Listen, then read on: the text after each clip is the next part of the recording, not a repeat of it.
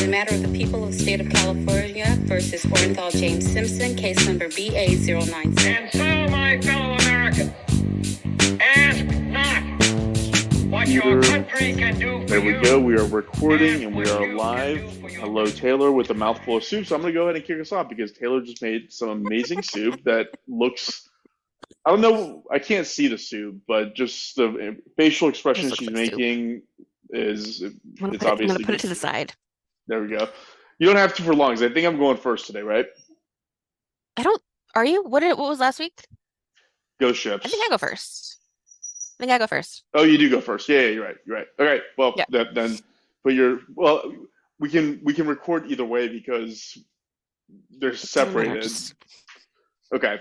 Well, I said that so in case you want to have your soup. Whatever, it doesn't matter. Okay, so welcome to Do to Fail. I'm Forrest, joined here by Taylor.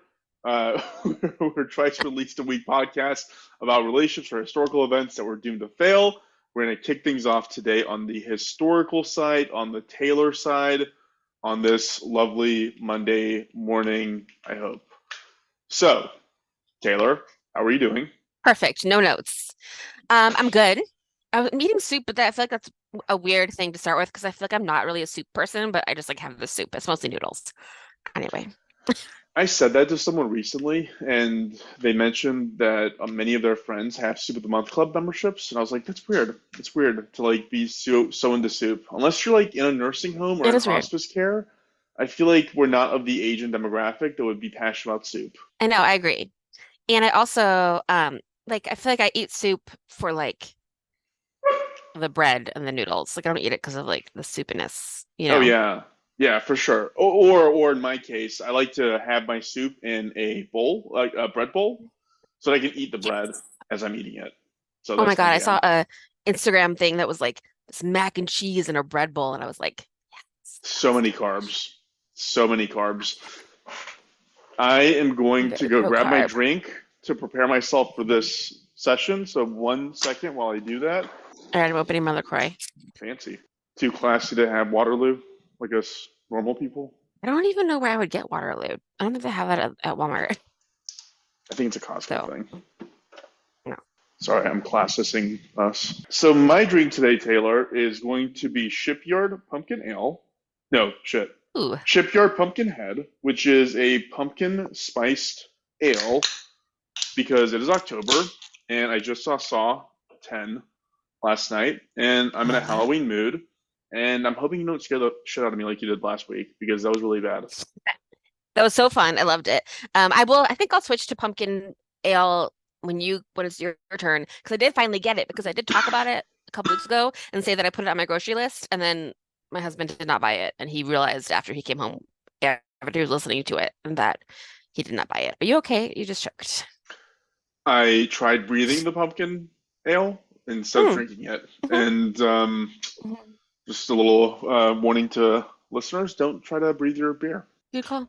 Yeah. Well, for me, my themed drink is Pedialyte for two reasons. One, because I just got both my arms are shot. I got my COVID booster and my flu shot today, so a little sore on both sides. I'm just doing this like wing thing with my arms, and I drank some Pedialyte so I don't get sick. And then also, there's some infant nutrition problems in this story, so I think that also applies.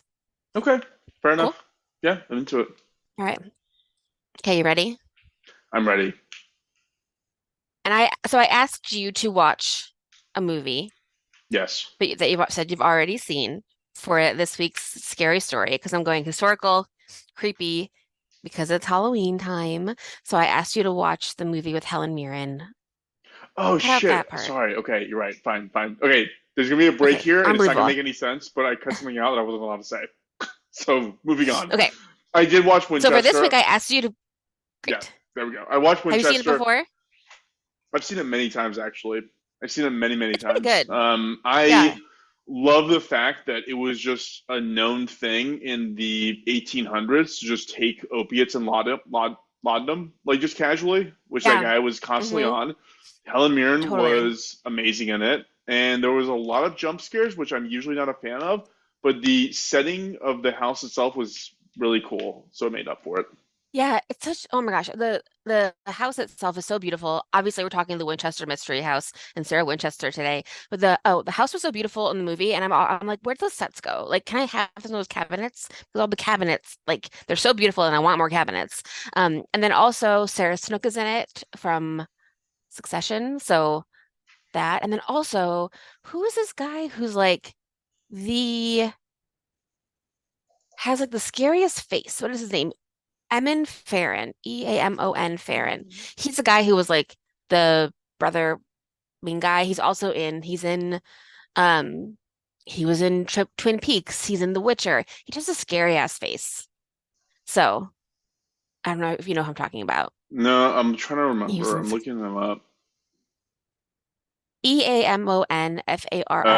yeah, I know who you're talking about. Yep. Yeah, He's just not scary. He's got a scary face. So um he's in it. he's I think he knows that he has a scary face and he's pretty cool with it. he is a mood, as the kids are Like he's saying fine. these days. He is. So yeah, so if you haven't watched Winchester, super recommended. It's really good. And today I'm going to talk about the Winchester Mystery House and the story of Sarah Winchester. Sweet. So, P.S. The Winchester Mystery House has been a tourist attraction for 100 years. It opened in 1923 to the public. So Nice. that's pretty cool. Been around for that long. So picture this. It's 1881. And a widow in New Haven, Connecticut, loses her husband, her father-in-law, and her mother all in the same year. She's left with a $20 million fortune in an uncertain future. For comfort, she seeks the help of a spiritualist, like at a seance kind of thing, which was very popular in this time. The spiritualist tells her to move west and to never stop building or she will die. Because the bad luck that she's had is due to the spirits of the people who've been killed by the weapon that made her fortune, the Winchester repeating rifle. Can So I in pause? 1886, Can I yeah, pause real quick? Just so everybody's aware, the Winchester House is not a documentary. It is. It is like a horror movie. So cor correct. Yeah, no, none I of this is felt true. This is a okay. ghost Okay. story. Yeah. Yeah. I Okay. felt okay. Because we're talking about a Um, real thing, and there's a real thing there, and it's whatever. Anyways, point made. it's on purpose. It's a ghost story. Yeah. Yes. So in 1886, she moves to San Jose, California, where she buys a home in a valley. For the next 36 years, she adds and subtracts to her home. Construction never stops. Entire wings are created and broken down. Staircases lead to nowhere. Doors open to several-story drops out into the yard. The widow wears mourning clothes and a dark veil over her face the whole time. When she dies in 1922, the house has 160 rooms, 2,000 doors, 10,000 windows, 47 stairways, 47 fireplaces, 13 bathrooms, and 6 kitchens. Big So it's house. huge. So who haunts this house? Visitors have heard laughing and singing in the ballroom. They've reported having their skirts and their dresses tugged on when they're walking through the corridors. The most popular ghost is a wheelbarrow ghost. It's a man who is seen in the basement with a wheelbarrow full of ash that would have been like his job to like move the ash from like the furnaces to wherever. And they see him in the basement and also like leaving the house with the ash. So visitors have said like that actor is amazing. And they've been like, there is no actor who is the ash mover guy. Like, what are you talking about? Um, it's like in The Haunting of Hill House when they have that clock fixer, Oh like yeah. that old-timey clock fixer, and the dad's like, I would never have hired an old-timey clock fixer. What are you talking about? The truth is a bunch of things. Part of the truth is that houses are scary at night, especially big houses. I'm scared. I kind of scared myself the other day because I like watched a scary movie and then was reading about this and like in my house at night, I was like, it's dark in here. Basements are scary at night. Big Victorian houses are really fucking scary at night. And that's because that's the kind of house that we decided as a culture is the most haunted. Like a haunted house is a big Victorian house. And it's never like your builder grade house, Ohio. You know what I mean? It's like a big Victorian haunted house. And I think we mentioned this before when we were talking about the Warrens, is that Ed Warren was like, yeah, of course the ghosts that you're going to see are going to be Victorian women because these are the houses that still stand that women died in because women die constantly from like childbirth and such. You know what I Makes mean? sense. Yeah. Yeah, It's kind of love it. not correlation. Wait, no, it's not causation, it's correlation, basically. Yes. Exactly. Science. So a scary Victorian ghost and a scary Victorian house is something that like we love as a culture. I fucking love it. So another part of this truth of the story is that women who are rich and have a lot of money are able to pursue their hobbies now and then. And in the past, women couldn't go to school, so they could just, they would like, paint and write poetry and shit. And Sarah Winchester loved architecture. Did she So I love read a couple books architecture? about, yes. Okay. It wasn't just like I'm trying to stave off the dead corpses of the people my husband's gun company killed. No, that's not true at all. Okay. I tried to start with like a little bit of the ghost stuff, but like I feel like ghosts aren't real in like a ghosts aren't real, but also in like a I would never sleep there. Yeah, You know fuck what I that. mean? Like we've talked about before. Have you been to the website recently? Because this thing, the unhinged warm It's scary. house Yeah, well, warming, it's like it is Halloween freaky. and it's been 100 years, but I'm gonna talk about that later too. Like the marketing around it is top notch. I also, I bought the like uh you can buy like a 3D tour of it online for like Oh, you $8 for like a did. lifetime thing. And I was in that recently. It's real fun. You like kind of like go along dots on the floor and you can like kind of walk through the whole thing. It's great. That is It's a really great. fun story. So I read some books, one called Captive of the Labyrinth and one called Beyond the Mystery. And Beyond the Mystery, I was reading that one first. It's like a very short book. I think it's for kids. It's like a kids research book. But it was pretty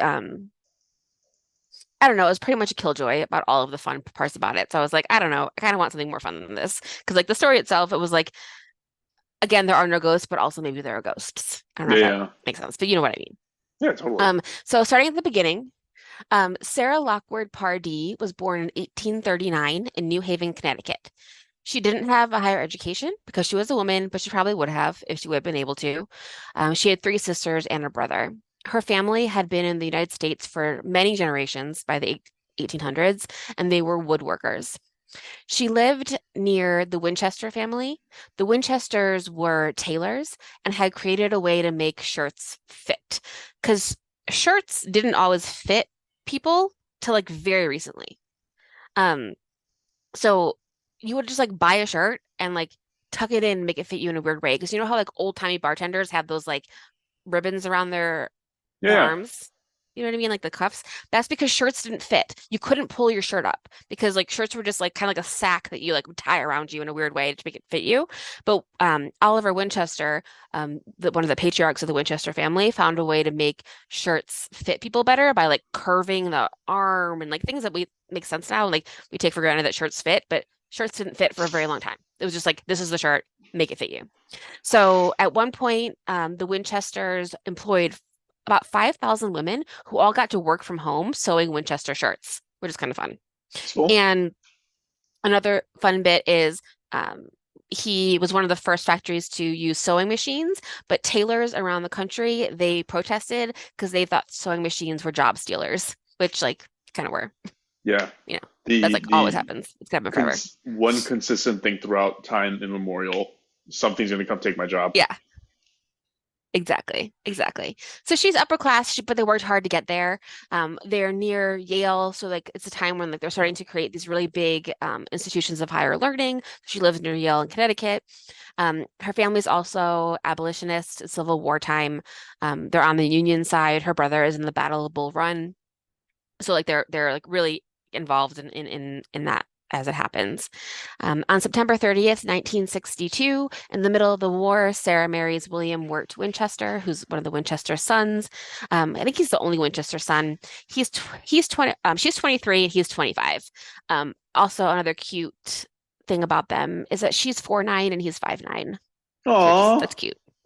No, and that's they sweet. were They're just, so they're just little. small. They were so small Yeah. back then. Um, So they're cute.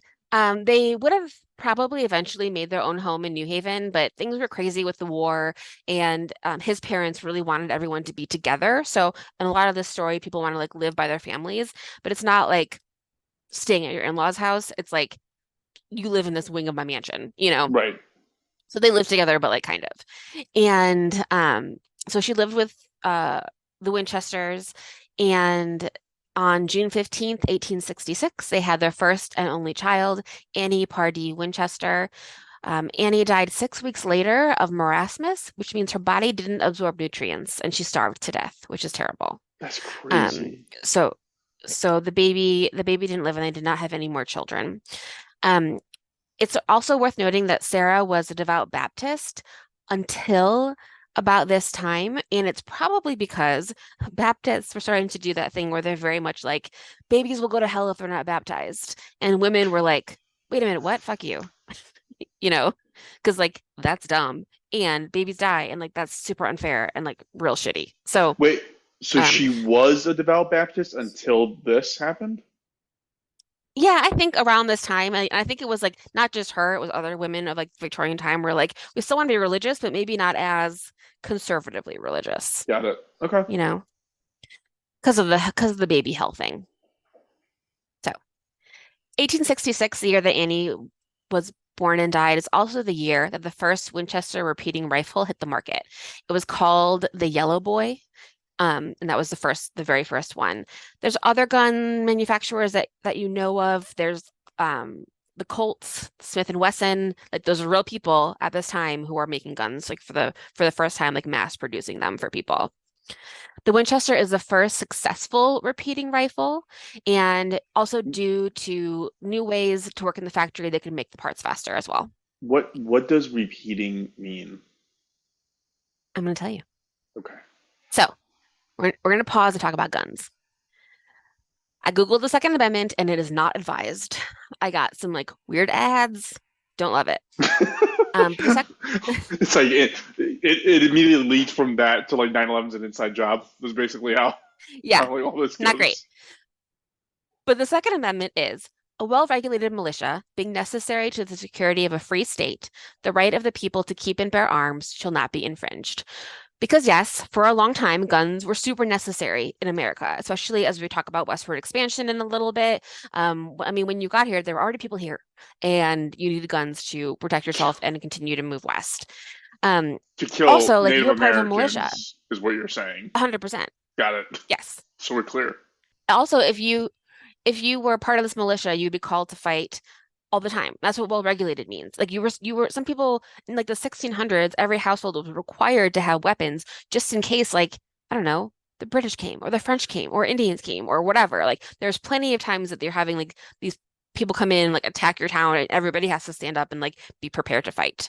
Do you remember the Bonnie and Clyde episode of last podcast where they talked about how every like town in America in like the late 1800s, 1900s had an armory for their citizens to access in case they had to like literally just everybody had to run out and start fighting? It's Yeah, crazy. yeah, Kind of yeah. fun. It's crazy. Kind of crazy. In early America, guns are important. You don't know what you're going into. You guns kept you fed and they kept you safe. So they would like, use a gun to kill a deer and eat it, use a gun to kill Native Americans as you are stealing their land. Like that was a huge part. That's a huge part of American history, as we know. You also brought your own gun to war. For like most of history, you brought your own stuff to war. So if they were like, you have to come fight with us, you'd be like, cool, I have this helmet and this sword and this gun that is like my family's, and this is what I'm bringing. So That's you wild. weren't like clothed by the army. So two things are happening kind of at the same time that involve the Winchesters and their guns. There is the Civil War and there's westward expansion. So in the Civil War, the guns were like a single loading rifles. So you load it once, you put the gunpowder in, you pat it down, blah, blah, blah, you shoot, then you run to the back of the line and you do it again. You know? Does that make Wow. sense? Yeah. So if you're in like a line, you just keep running to the back, you shoot once, and they're doing the same thing to you. It's like one shot, back. It happens really fast, but it's happening. You have to continue to reload. There's this great Colbert video that I watched again today. It's so fucking funny because in like, I don't know, whenever, 10 years ago, Sarah Palin was talking about like how Paul Revere was like riding his horse and ringing his bell and shooting his gun to tell people that the British were coming to take their guns away. It's like so funny and like unbelievably not what happened. And Stephen Colbert does a thing where he rides this like a kid's horse that you like put a quarter in, and he's holding a bell and he's trying to put gunpowder into a gun, and it's so funny. And I'll share it. It's hilarious. He's just like laughing so hard, and everybody's laughing so hard. So it's hilarious. So but that was the thing. So a gun, you had to reload it every single time that you wanted to shoot it. So Oliver Winchester, William Winchester's dad, the guy who invented the shirts, he buys a part of a gun factory because now he's starting to get rich, so he's making these investments. So he invested in a gun factory, but it went under. So he bought everything inside the gun factory for $40,000 and started to make his own gun. His business partner, Benjamin Tyler Henry, invents the repeater. The repeater can shoot 15 times in 10 seconds. That's the thing. That's what it means. Okay, so the guy Taylor friend invented the gun. Sort of. Oliver Winchester is William Winchester's dad. He's the one who had the clothing manufacturer where he had like 5,000 women working for him. Yeah. He invented shirts. So So his his the business money. partner, Yeah, he's he's the the money. money guy, and then this other guy invented a thing and was like, "Hey, I'm just an inventor. I don't know how to do anything else." And he's like, "I'll buy the equipment out of this gun factory, and we'll build your gun. And we'll call Exactly. it my name." So it's actually the first, well, not yet. It's actually called the Henry first. It's called the Henry repeater because his name is Benjamin Tyler Henry, and they named it after him. So Oliver, he's the money guy. He tries to sell it to the government, and they say no. They don't want to use it for the Civil War.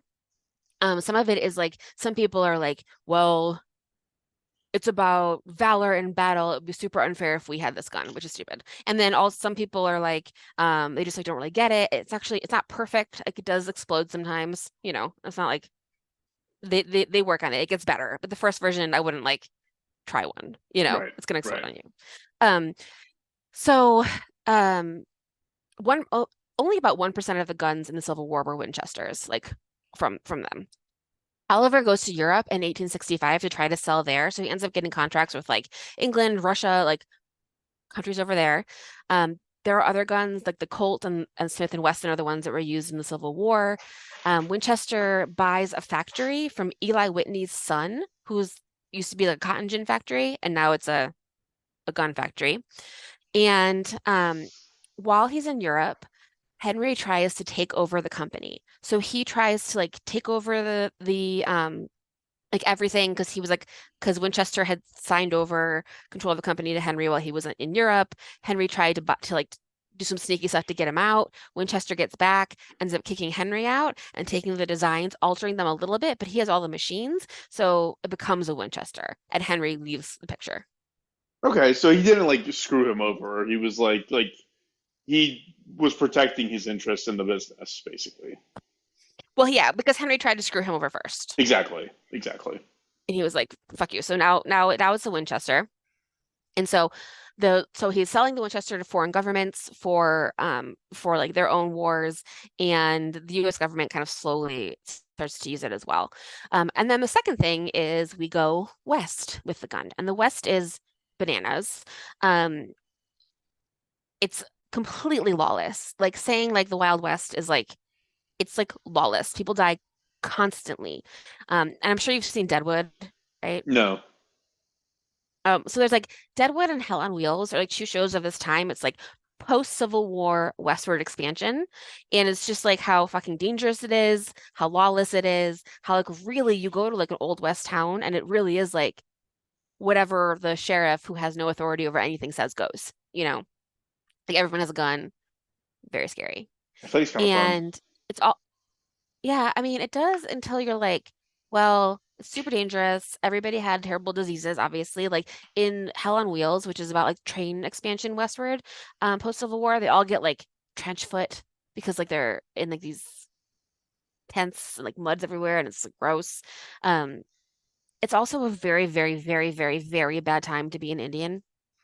They're starving Yeah, and they're I would being have killed, assumed. and it's like it's terrible. The Indians actually, some of the tribes and some of the people really liked the repeater, the Winchester, so they had Winchesters. In the Battle of Bighorn, the Indians had the repeater and Custer did not, which is Wow. part of the reason that Custer failed. The government would just give guns to settlers. They're like, hey, take this land out west. Here's some guns. Good luck. So like a huge part of it. There tons of people died. Buffalo Bill used a Winchester, and so did Annie Oakley. So that really was like the myth of like the Wild West. Like they were really using Winchester guns. Teddy Roosevelt, of course, loved it and wrote about how much he loved it as well. Nice. The book that I did not read that I would like to read someday is called Winchester, the Gun That Won the West by Harold F. Williamson. But that's like the main idea. Like the Winchester had a big part in westward expansion and like killing people as we went west. So there's lots of money. Yay. It's from the guns, and there's a lot of blood on that money, technically, if you're Right. thinking about it. Which is part of Sarah's kind of her mystery as well, and like part of her story is like the guilt that like she may or may not have felt because of this. So in 1886, William Winchester dies from tuberculosis. He was always sickly. He was always sick. He wasn't going to like live to be old. He was like 43 or so when he died. Sarah's left with a lot of money, a lot of shares in Winchester, and nothing to do. So she may or may not have seen that spiritualist who told her to go west. Probably not in real life. It's probably just she wanted like more space and to do something different. But spiritualism is obviously like super popular in this time, like I've already talked about. And it's not really seen as like not religious. It's kind of seen as like the next step in religion, Right. Because like if technology is doing all these things like connecting the world via those cables that we talk about and, making vaccines and helping people helping people live longer, then why wouldn't technology also be able to move us to the next level of religion, which would be talking to the dead, right? I get it. I mean, look, That was like the thought.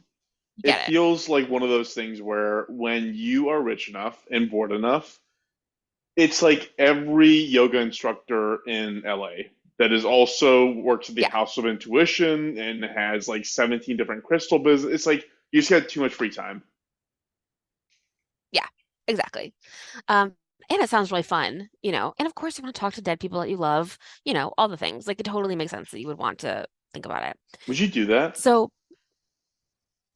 I honestly think I would be so fucking scared during a seance. I don't know. Yeah, we talked about this, about like Like I how don't know. I don't know if I could do a seance. I feel like so yeah, it's like dude, like they're dead. Like, do you really want to? Oh my God, Can we I'm just gonna put my can of LaCroix on my forehead. let's leave No, them in the past. I feel like, no, that's not even why. I'd just be scared. I'm like, and this whole time I'm like, I know ghosts aren't real. And like, this story is just a ghost story and it's fun. But also I'm like, when we talk about different types of ghosts, I know the ghosts I see in my house and I wouldn't go to a seance because I'd be so scared. So I'm like, I know I'm saying two different things in the same sentence, but I don't know. But that's the way I feel. There was one thing I was listening to a podcast recently, and one of the things they said about like hauntings was that it might not have anything to do with religion or spirituality. It could literally have something to do with like the universe and how the structure of the universe is, where like timelines could overlap in a way, you know? Well, Doug, I mean, religion isn't real. So like, yes, But that's what I'm that I saying. feel very No, because you comfortable just said stating it. out loud. No, you said it so flippantly, like, of course ghosts aren't real. I'm like, it's not, of course ghosts are. You're saying that because you're doing a religious interpretation of what a ghost is. But I'm saying like there's another, there Sure, could sure, sure, be sure, sure. other Yeah. alternatives to it. I I'm mean, on that'd be Team cool. Ghost. I love alternate timelines. I think that's super fun. Like we talked about like that time skip of Marie Antoinette where like they think they might have like seen Marie Antoinette and the thing. Like I love that. Like what if like time overlapped for a second and you accidentally saw something else they weren't supposed to see? Yeah, That's cool. totally, totally. Yeah, I hope that's true. I way more believe that. Yeah.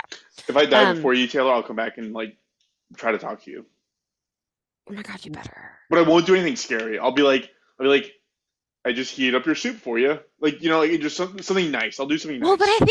I think that's the problem because like no matter what you do, it will be scary.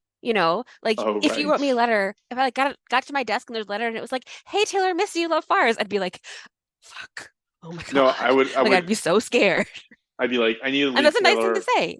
I need to leave Taylor a nice note, but like I'm a ghost, so I don't really have ink. So I just go kill some animal outside and use its blood to like write, "Hi Taylor, miss you" on like a mirror or something. You find a way to like leave me money. Yeah, I feel there like you that'd be go. great. I'll tell you who the lottery what the Yeah. lottery numbers are for next week. Okay. Dude, Taylor, That's wait, Taylor, exactly what I need a ghost to do for me.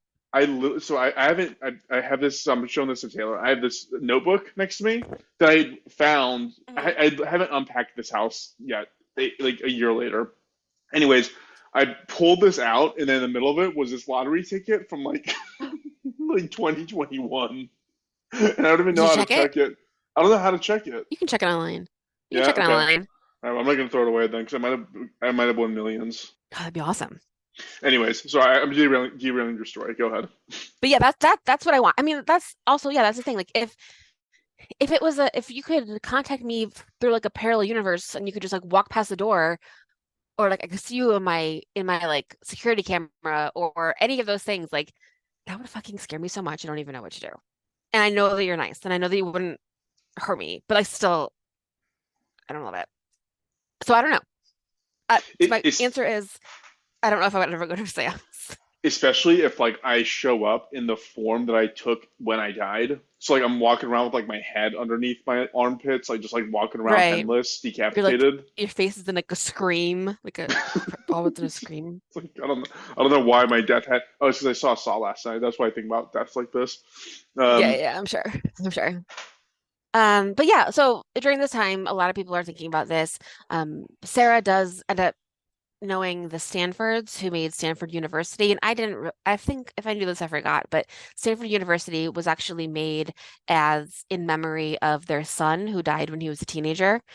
He died in Europe on a trip, and they said that they saw a spiritualist, and the spiritualist was like, you should build something in his memory. I don't know if that really happened, but either way, Stanford University is made for the Stanford's dead son, to as like a memorial to him.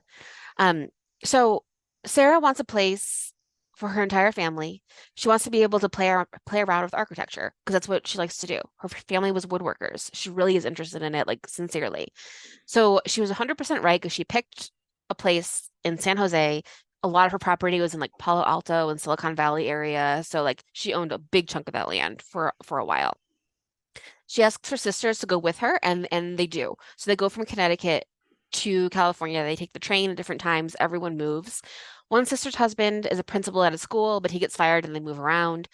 Her sister Belle ends up being one of the founders of the Humane Society in California, oh, and she does really fun stuff. Like she citizens arrest people that she sees hurting animals, good. which I love. Her daughter Daisy lives with her in the big house for a while. Her daughter Sarah's niece Daisy is also named Marion, but called Daisy. She's Sarah Snook in the Winchester movie, so like the niece that's there. She's there a lot. Sarah pays for her homes. She buys homes for her family all over this area. She owns like dozens of houses around San Jose, San Francisco. She owns a big houseboat. It's like called an ark, like a huge boat that she lives on for a while, that her family lives on. She hires a lawyer named Frank Lieb. He's her lawyer for the rest of their lives.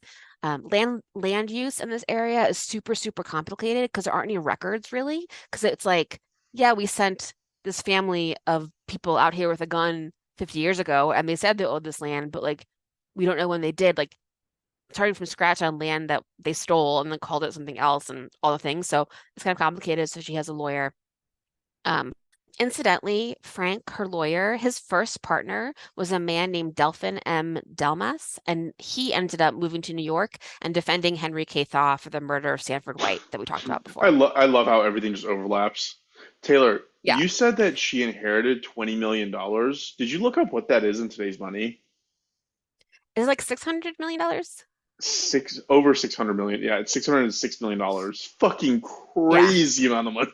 She was Yeah. rich. So they said that like the dividends were giving her like $1,000 a day, you know? Like Dude. she had tons of money. So she bought the house in the Winchester Mystery House, what it turns into in San Jose, California. It was pretty isolated. It isn't as much now, but it was at the time. And she wasn't the only one doing this. Like Elizabeth Colt, the wife of Samuel Colt of the Guns in Connecticut, also built a big rambling house, you know? So like also a gun lady built a big house, but people really zeroed in on Sarah as like being crazy. This was a very, very Victorian time, so they had a lot of money, and she would read architecture magazines. There's like cancel checks that she sent to like get an architecture magazine subscription, so they know that she did. Her family was woodworkers, so she would build things, but she would use her own um like plans to tell the contractors what to do. But because she didn't have like an architecture degree or any formal training, sometimes she would be wrong. So she would build, and then tear it down if it wasn't exactly what she wanted. She built a hallway one time and it was too dark. So she built a skylight and the skylight leaked. So it was like constant repair and building in just like a normal rich person way. And it wasn't like constant. You know, like in the movie, they're like it's 24 hours a day. People are always building. It wasn't like that, but it was like a fair amount of building. And um in 1906, the house has a 7-story tower, 5 stories in most other places. It just continues to grow, which I think is awesome, and I wish I could do that. Like, I would love to like add to my house. It'd be super fun. Like, I love that people are like, "Oh, let me grab something from this house and add it to my house," and like do all these things. Like, it sounds like, a fun rich person hobby to Um, have. Taylor, But I go ahead. feel like you're kind of setting this up as though the story of why she did this isn't true. Yeah. How many people were living with her in this house? Oh, that's a good question. I feel like her niece and her niece's adopted daughter lived there for a while with her. And there also were a ton of people who just worked there. There was like obviously like a carriage guy who turned into the car guy, and his family lived there. There were a lot of gardeners. She employed a lot of Japanese people in a time when that was like not something that a lot of people did because it was obviously always, but a super racist time against Japanese people specifically. So a lot of people lived there and worked there as like contractors, but like in her house with her, it was mostly just like her and her niece.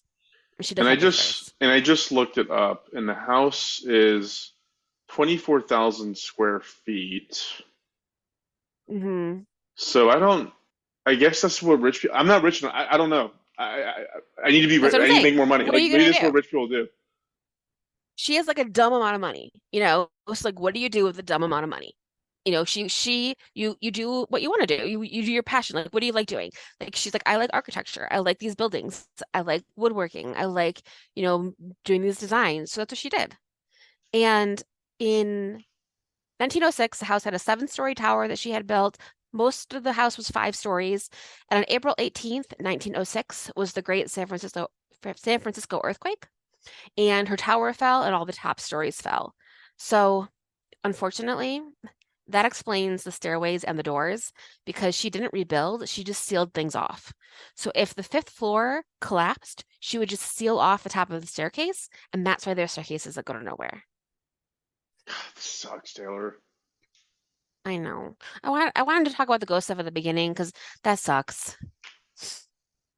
An ongoing I'm construction of her sorry. home or life interaction. But why? Why? Okay, so where was the conclusive evidence that this was not because of ghosts that she did this? Like everywhere else, the house is a marketing campaign. Let me tell you what, Shit. I'll tell you about, I'll get there. I know. Um, so a bit about Sarah herself during this time. She worked on her investments and her trusts. She gave money to her family in a trust so that, all of the money that they would get like a certain allowance. And then when they died, the rest of the money would go to this hospital that she built. She built a hospital in Connecticut, named after her husband. It was the William Wirt Winchester Hospital for Tuberculosis. She built, it was, she I mean, it was like she spent like $3 million on it. So like just an incredible amount of money on it. It became a hospital for World War I soldiers, then tuberculosis. It's now a hospital for lung disease at Yale University. So it continues to be something that, it helps people with lung diseases. Now that like tuberculosis isn't like as big as it was. Now there's like other things. So she gave tons of money anonymously. She would like give money if someone asked her for money, she would give money to someone else to give to them. So it couldn't even like trail back to her because she was really, really private.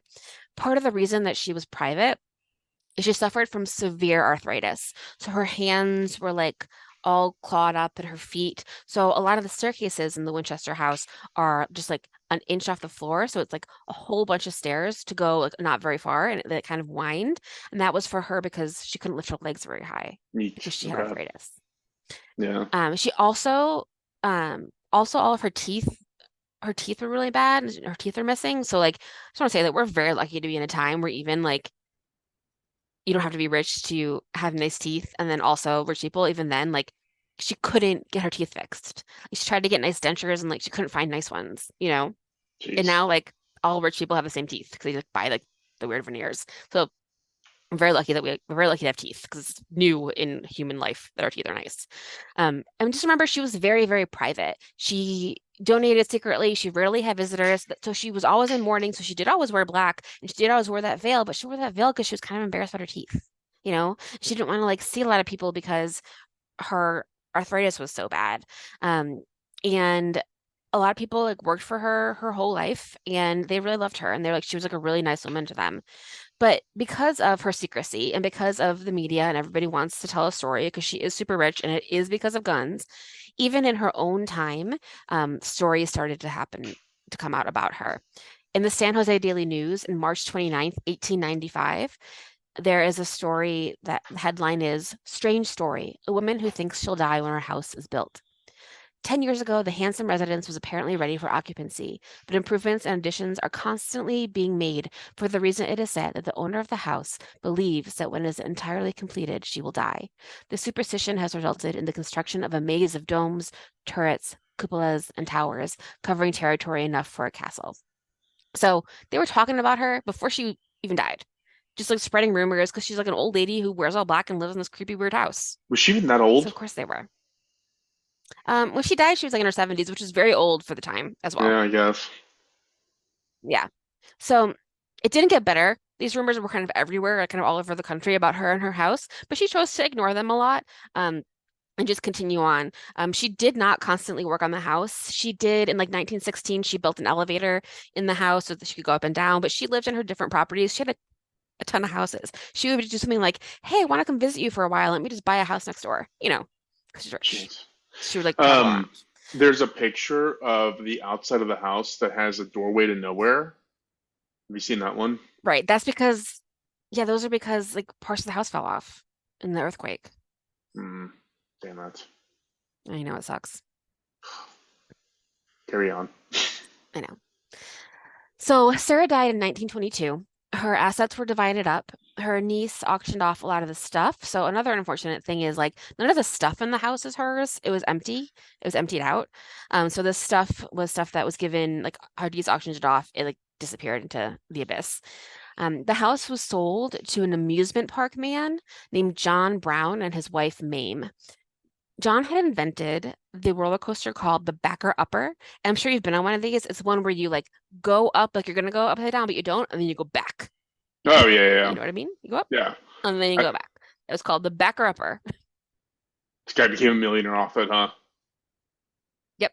And so I also think that he might have known my great grandpa because my great grandpa Bish, he owned a company called the Bish Rocco Amusement Company, I believe it was called, and he had invented a ride called the Flying Scooter. And I have a bunch of like ads for the Flying Scooter. I have like tickets of his for when he went to like the World's Fair in Chicago in 1893. So like I come from a coaster folk, so maybe they knew each other. I Fish don't know. Rocco Amusement Company, Chicago, Illinois. Yep. Look at that. Yep. That's You're us. like Yeah, you're good one, like right? you're like amusement park royalty almost. I am amusement park royalty. Not almost, yeah. Should have guessed. So they bought the house and immediately made it into a tourist attraction. So she died in 1922. By 1923, 100 years ago, exactly this year, it was a tourist attraction. In 1924, Harry Houdini was on a tour of America trying to debunk spiritualism because, like, he seems, I don't know why, but that's hilarious. And he did like a cursory investigation of the house, and he told them that they should call it the Winchester Mystery House. So that name comes from Houdini, That's fun. which is fun. In the 1970s, a dude named Keith Kittle, who used to work at the Frontier Village at Disneyland, became the manager. And he was like exactly who you'd think, like a guy who would, he worked at the Frontier, I can't even say that, Frontier Village at Disneyland. So he was like pretending to be a cowboy for years. And so he was like a big personality. He got it on the National Register of Historic Places in 1981. And he put up these billboards that you see if you drive into San Jose. They have like the house and like a skull behind them to make it like make it into like a really scary attraction. He really hyped up the 13 thing, which isn't really true. So they're like, like 13 nails in all the closets. There's 13 hangers and the things. And you can see them in like the virtual tour, but it's just stuff that they added later or like put significance on, saying that Sarah was obsessed with the number of 13, but like she really wasn't. Jeez. They have if you go now, they have nightly seances, which again sounds super fun.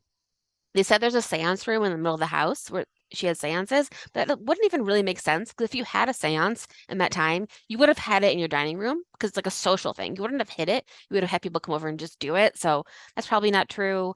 Um, I read a thing that in 2016 they found a room, like an extra room that had like a bunch of her stuff in it. And I looked at the picture and it's like Victorian couch with a scary doll on it. So like I believe that's zero because of course that's what you'd find if you wanted that to be scary.